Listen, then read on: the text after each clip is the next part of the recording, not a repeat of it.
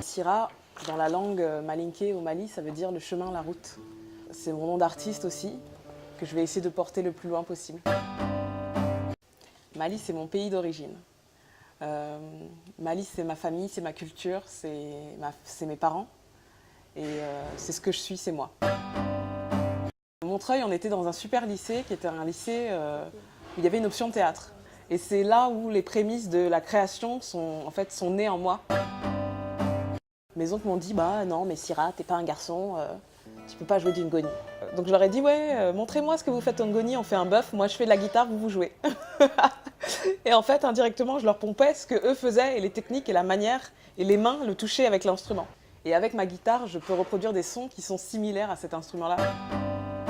Moi, j'étais à la maison, on parlait en bambara, on mangeait du mafé, on mangeait du tchèb, tout ce genre de choses-là.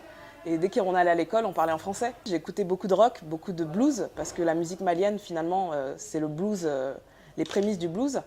J'ai écouté du jazz, j'ai écouté du hard rock même. Maintenant, ma musique n'est pas forcément hyper éclectique, mais elle s'inspire de toutes ces influences-là.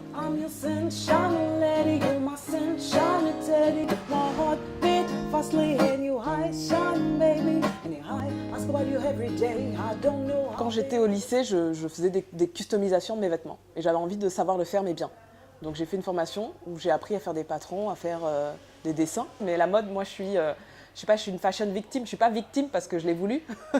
Après je suis victime, oui, parce que mes finances le sont. En chanteur, parce que je trouve que c'est un chanteur, Saul Williams. Dans la parole, dite, même sans musique, il y a de la mélodie. Donc quand on arrive à jouer avec les mots et faire en sorte que les mots seuls soient mélodieux, c'est une performance encore mais tellement grande. En chanteuse, je dirais Ami Koïta. Cette femme, moi je disais à ma mère, je voudrais qu'elle m'adopte.